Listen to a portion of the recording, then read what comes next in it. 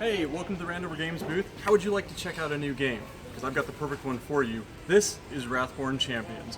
This is a fully cooperative game designed for 2 to 6 players that is set in a fantasy world where you are the Wrathborne. Each one of you is a ranger, an assassin, an enchanter, a warrior, a cleric, a fantasy archetype, and you're all working together to go fight the biggest, baddest enemies the world has to offer. So, what is Wrathborne? In Wrathborne, you have a big bad enemy, and everyone has their own little decks of cards that they're playing to work together to try to defeat the monster cooperatively.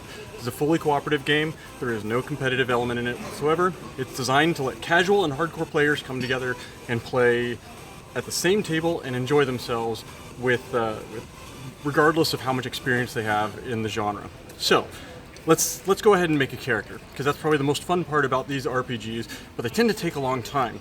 We shortened that in our game. In our game, you want to pick a character. Let's say you want to be the Berserker.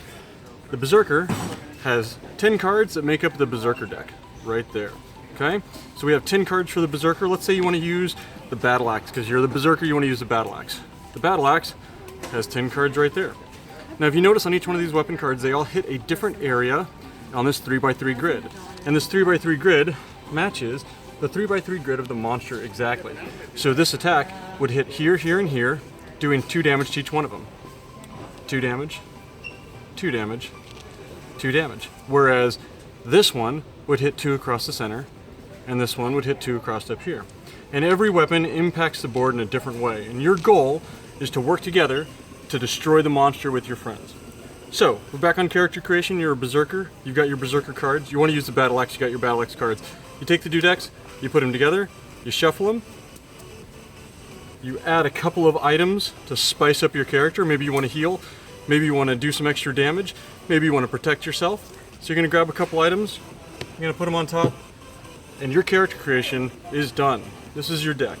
This player deck is not just how you attack the monster in Wrathborne, this is also your life and all of your options. So your player deck right there, this is right there in front of me. Your cards are going to be in one place, they're going to be in your draw pile.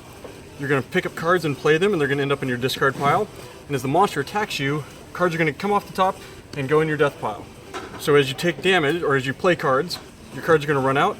You'll shuffle them, make a new draw deck, but these stay out.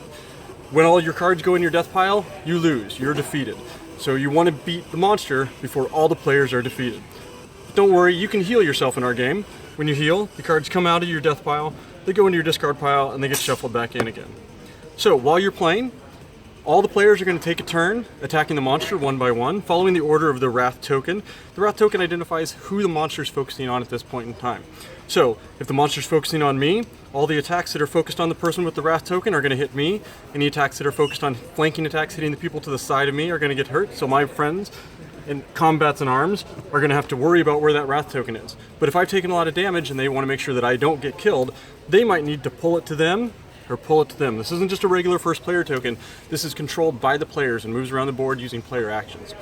So, we've done our attacks. We've attacked the monster and beaten him up. Now the monster's going to beat us up, and we're going to take damage. And the way that this does it in our game that's different than any other game is that instead of being a purely random deck where you don't know what's going to happen, in our game, every monster is a unique puzzle. So, you know on your turn what the monster is going to do. The dragon is going to use a flame breath attack on the person that has the Wrath token and the person sitting to the sides of them. The claws are going to hit the person with the Wrath token. The talons on the feet are going to kick the people sitting to the side, and the tail is going to hit everybody. So you know this is going to happen at the beginning, so you can plan your attack, you can plan your defense, and you can plan your actions to make sure that you survive. So in our game, we currently have 7 monsters right here on display, but we will have 9 monsters in the base game. Every monster in Wrathborne starts out at a level 1. They go to level 2 and 3 on one side, and then they flip over and go 4, 5, and 6. The monsters scale up as you play. They get more difficult as you go through, and this is relative to how many players there are.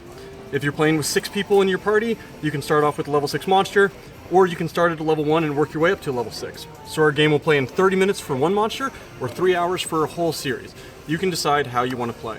So to add that one random element in here, the last thing I'd like to show is that when you're doing damage to the monster, or you're playing a character ability, you have a random effect that goes off based on the skill. So if I'm going to attack the monster and I'm going to do this, well, there's not much of a game where I always know what's going to happen. Sometimes things go wrong. So I'm going to flip over something from the battle deck. And this card is going to show random effects based on what I did. So this is an attack. Oh, I just did a critical hit. I just did extra damage. But that could have been countered. So instead of doing extra damage, the monster might have hurt me back. But at the same time, it still could have been nothing at all. And as we do heals, as you do supports, as you do everything, this battle deck is going to show the random things that go on during combat. Maybe they'll move the Wrath token, maybe they'll heal you, maybe they'll hurt you. You just don't know. The only way you can avoid that is a few player abilities have controlled attacks where there's nothing that happens on the card.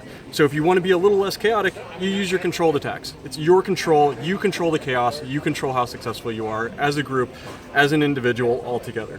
One of the best parts about our game is that everything on all the cards is written in completely plain English. You don't need to memorize icons, you don't need to memorize iconography or word choice or anything like that.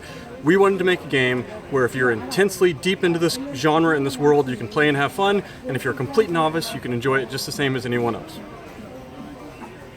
So, that's Wrathborne Champions in a nutshell, if you will.